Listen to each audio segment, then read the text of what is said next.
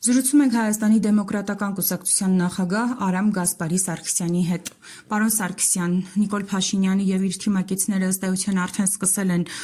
ոչ պաշտոնական քարոզարշավը, ամեն շաբաթ կիրակի լինում են տարբեր գյուղերում, մարզերում եւ ժողովրդին համոզելու իրենց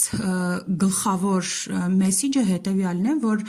միայն մենք կարող ենք բերել խաղաղություն եւ միայն մենք ենք խաղաղության ուժը, իսկ մյուս ընդդիմադիր ուժերը պատերազմ բերողներ են, պատերազմի ուժեր են եւ այդ խաղաղության համատեքստում իրենք օրինակ խոսում են սահմանադրությունից անկախության հռչակագիրը հանելու մասին, խոսում են թուրքերի ու ադրբեջանցիների հետ բարեկամություն անելու մասին եւ նույն ժամանակահատվածում չնայած որ Ադրբեջանը խոսում է եւ գործունք հայլեր է անում նրա վերաբերյալ որ ադրբեջանցիները գան եւ Հայաստանում ապրեն Ինչ է լինելու հունիսի 7-ից հետո, եթե այս տրամաբանությամբ Նիկոլ Փաշինյանենք նորից վերարտադրվեն եւ դառնան իշխանություն, իսկապես իրենք են այդ խաղաղության ուժը, խաղաղություն բերողները եւ արդյոք ընդդիմադիր ուժերը պատերազմի ուժեր են, ինչպես փորձում են բնութագրել Նիկոլ Փաշինյանը։ Դիտեք ուրեմն գուշակություն չանեք, որ նրանք գալու են նորից շարունակելու են իշխանության մնալ, որովհետեւ բոլոր հարցումները եւ բոլոր այն մթնոլորտը, որը տիրում է այսօր մեր հասարակության մոտ, բացառում է, որ նրանք կարողանան հաղթել եւ այս ընտրություններում նաեւ։ Դա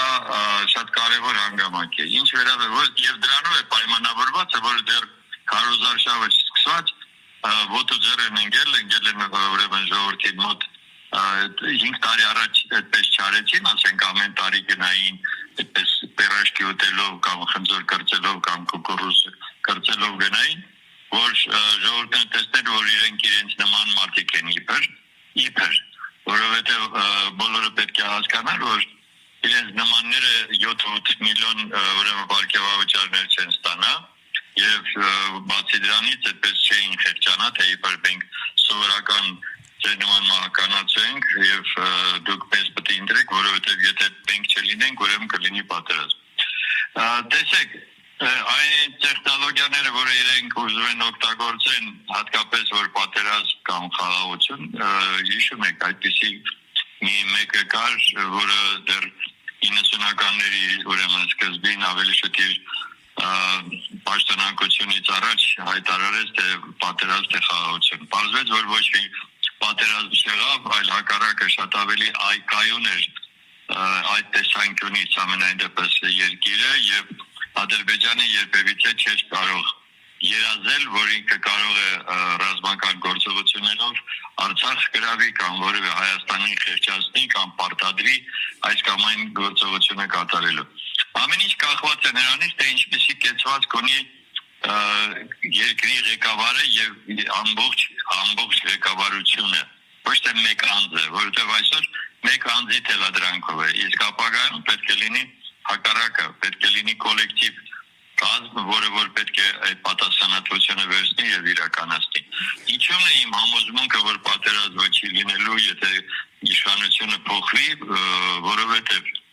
գալու են նոր իշխանություն, նոր ձևավորվող կոալիցիա, որը պարտադիր պետք է իրականացնի ազգային միասնության ծրագիր,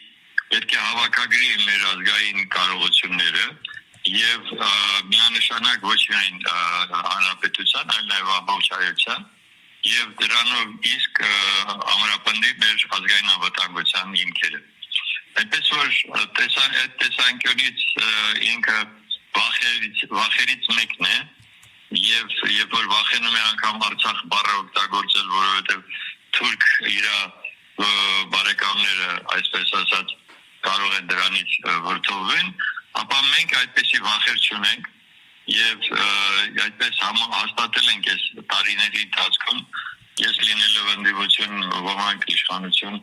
լինելով падգամավոր եւ այդ առումով նաեւ հարաբերություններ ունեցող ադրբեջանցիների հետ ոչ միայն սովորական հանրային, այլ նաեւ պաշտոնական հարաբերություններ։ Ես միանշանակ ասում եմ, որ մեր գործը ամենաճիշտն է եւ մենք կարող ենք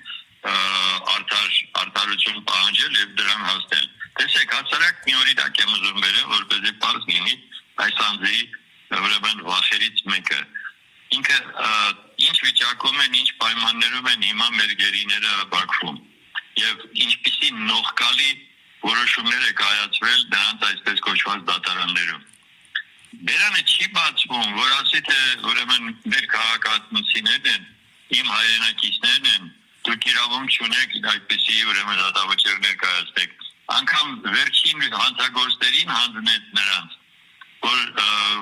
ուրիշ առիթել չունենա թե պահանջի դրանց փոխարեն մեր գերիներին։ Այսինքն այսպիսի մարդ ղեկավարի երկիրը դա նշանակում է օրորի դա բերելու է հենց պատերազմական վիճակի։ Դա այն մարդն է, որը Շագրենյան կաշին է ձեռք բերել եւ ամեն իր ցանկությունը կատարելուց հետո նա կրճատվում է եւ կամաց այնքան է փոքրանալու, որ ինքն էլ դրա հետ միասին հեռանա այստեղից։ Աննորմալ, լրիվ աբսուրդային իրավիճակ է, որից մենք պետք է ազատվենք։ Ես դա եմ միայն ասում եւ այո, բոլոր հնարավորությունները կան, կրկնում եմ, բոլոր հնարավորությունները կան, որպեսզի մենք այս ընտրություններին հաղթենք, որպեսզի այլևս որևէ մեկը իրավունք չունենա ասելու, որ անկախության հռչակագիրը պետք է դուրս գա սահմանադրության տեքստից, ոչ ոք իրավունք չունենա ասելու, որ Արցախի հանրապետություն չկա, որովհետև Արցախի հանրապետությունը գոյություն ունի եւ նա պետք է պահանջի ղեկավարը եւ ղեկավարությունը, որպեսզի մեր հայրենակիցները իրավունքը իրականացնեն վերադարձին։ Այնուամենայնիվ Նիկոլ Փաշինյանը իր այսպես ասած քարոզարշավի հիմքում դրել է այդ խաղաղության գաղափարը եւ փաստ է, որ շատերին ինքը փորձելու է համոզել նաեւ այդ գաղափարով, բայց այստեղ նաեւ ինքը շատ խոսում է անկախության հռչակագրի մասին, որ այն կոնֆլիկտային է, որ պետք է հանվի, որովհետեւ մենք գնում ենք խաղաղության, այն նման կարգի ելույթները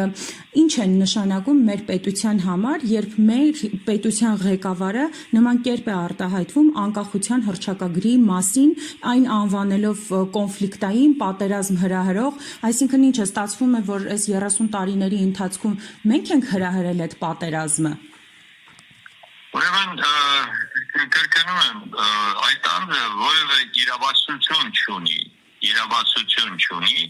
որոշելու թե սահմանադրությունում ինչ կետ կլինի, ինչ կետ չի լինի, դա որոշում է ժողովուրդը, սա մեկ։ Երկրորդը, եթե նրանք իրենց այս նախագծում, որը իրենք ուզում են ներկայացնեն անգամ մարտ ամսին, արդեն իսկ հանեն այդ տեքստից հռչակագիրը եւ այլն եւ այն ամենը ինչ որ իրենց հիվանդ ուղեղը ցույց է տալիս, թե իբր դա պատերազմի ճանապարհին է տանում, ապա մեր ժողովուրդը իրավասու է մերժել այդպիսի նախագիծ եւ ես համոզված եմ, որ դրան հակառակ կլինի մեկ ուրիշ նախագիծ, որը կներկայացնի արդեն ընդդիմությունը։ Այսինքն, եթե նրանք այդպիսի քայլի գնան եւ նախագծից հանեն, ուրեմն սահմանադրության նախագծից, ուրեմն ընդդիմությունը եւ մեր հասարակությունը պետք է ներկայացնի իր սեփական նախագիծը եւ նա պարտադրի, որպեսզի դա լինի ուրեմն հանրակրվեի ներկայացվի հանրակրվեի։ Իդեպ ասած դա լինելու է ընտրություններից հետո եւ ես կարծում եմ, որ այդ իրենց նախագիծը տապալվելու է եւ նոր իշխանությունը նոր նախագիծ է ներկայացնելու։ Եվ մի կարևոր հանգամանքի մասին էլ կուզեմ խոսեք եւ անդրադառնաք, պարոն Սարգսյան,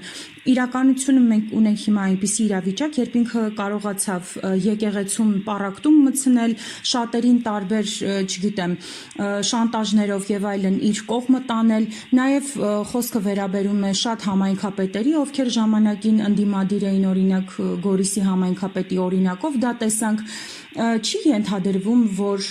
իշխանությունը իր այս գործելավոճով կփորձի անել, այսպես ասած, անհնարինը նաեւ։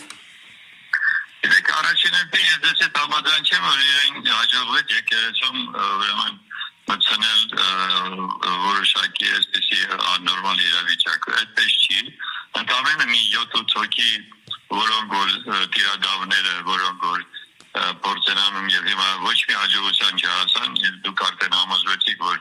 ժողովուրդը մեր հանրությունը հավատացյալ ժողովուրդը գնաց եւ պաշտպանեց հայ առաքելական եկեղեցին եւ ամենայն հայոց կաթողիկոսին, այնպես որ այդտեղ որևէ այդպիսի հաջողություն, այսպես կոչված, ինքը չունի։ Ինչ վերաբերում է համայնքապետերին, նրանք բոլորը կապված են կառավարության հետ եւ պետք է որ կառավարությունից ստանան համապատասխան եւ հանրահարականներ եւ ֆինանսավորում եւ այլն, այստեղ կա այդպիսի հանգամանք եւ լինել ընդդիմադիր շատ հազվադեպ է հաջողվում, որովհետեւ ինքնին հասկանալի է, եթե իրեն գործում են կառավարական համակարգի մաս են կազմում, ուրեմն պետք է նաեւ ենթակա լինեն կառավարության որոշումների։ Ես դա ցուցանիշ չեմ համարում, բայց այստեղ խնդիրը ուրիշ է։ Մենք պետք է հասկանանք, որ նաև ընդդիմադիր այդ քաղաքական ուժերը պետք է ցույց տան իրենց քայլերը, գործողությունները, որոնք կհամոզեն մեր ժողովրդին, որ այո, կա այլընտրանք, եւ այդ այլընտրանքը շատ ավելին է եւ լավագույնն է, քան այսօրվա այս իշխանության ծրագիրը։ Որն է դա։ Առաջին հերթին մեր ժողովուրդը, որը որ կուզենար ընտրել ընդդիմադիրներին, կուզենա տեսնել որոշակի միասնություն։ Այդ միասնության գաղափարը մենք ներկայացրել ենք հետևյալ կերպ, որ 3 կետից բաղկացած հուշագիր պետք է ստորագրեն բոլորը, ովքեր որ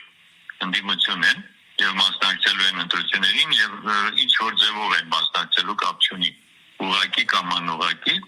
եւ այդ 3 հուշագրի կետերը հետևյալն են, որ եթե անցնում են խորհրդարան, ապա ոչ մի դեպքում չեն ձևավորվում այն կոալիցիայի կազմում, որտեղ կա քաղաքացիական պայմանագիր կուսակցության ֆրակցիան, եթե նա ձևավորվի, իդեպ ինձ համար դա էլ է հարցական, բայց թողնենք։ Երկրորդ կետը, որ ընտրությունների ընթացքը միասնաբար են իրենք վերահսկում, բոլոր այդ քաղաքական ուժերը, եւ երրորդը հետընտրական, եթե ուրեմն գործողություններ կամ բողոքներ են լինելու, բողոքարկման ձևեր են լինելու, ապա այնտեղ նույնպես պետք է համակարգված եւ միասնաբար գործեն։ Այս 3 կետը, եթե քաղաքական այն ուժերը, որոնք հայտ են ներկայացրել մասնակցելու ընտրություններին ստորագրեն, ապա դա կբերի արդեն որոշակի համոզմունքի, որ ժողովուրդը հասկանում է, որ այո, ընդդիմությունը սեփական միայն ուրեմն շահերը չի հետապնդում, այլ ամբողջական հանրային շահն է եւ պետության շահն է։ Եվ այս պարագայում կարծում եմ, որ իրենց այդ ճիգերը գնալ ժողովրդին այսպես համոզել, այնպես համոզել, իհարկե կա մի խավ, որը որ ընդունում է նրանց եւ դա եղել է բոլոր 35 տարվա ընթացքում, կարող եմ ասել, իմ փորձից ելնելով։ Հատկապես տարիքով մարդկանց մոտ 70+ կասեի, 65+, դա հետևյալն է, նրանք անհամեմատ ավելի միշտ եղել են իշխանության կողմնակից, միշտ։ Լևոն Տեր-Պետրոսյանի ժամանակ, Ռոբերտ Քոչարյանի, Սերժ Սարգսյանի, հիմա օրոք, դա փոքր խավ է, որը կոնսերվատիվ է իր հայացքներում, ինքը չի սիրում փոփոխություններ, ինքը ուղղակի ավելի շատ հակված է, որ լինի այն ինչ որ կա։ Եվ կա մի ուրիշ փոքր խավ, որը սրանցից դեռ շահ ունի, եւ այդ շահի համար կգնա նրանց ձայն կտա, հասկանալի պատճառով, եւ կարող է մեկը հատկապես այդ չինովնիկների մի հատված, նույն ոստիկանություն, չգիտեմ, այսինչ, այնինչ, դատախազություն, որոնք իրենց սեփական շահերն են պաշտպանելու։ Բայց ես ձեզ հավատացնում եմ, որ դա լավագույն դեպքում կազմում է ընտրողների 20%-ը, 25%-ը, ոչ ավել։ Որ այդ պարագայում ես անգամ կարող եմ ունեմ արդեն իմ հաշվարկները, կարող եմ ասել, որ ընդդիմությունը ունենալու է առնվազն 55% ձայն։ Դա այն հստակ հաշվարկներն են, որը նաև իմ փորձից է գալիս եւ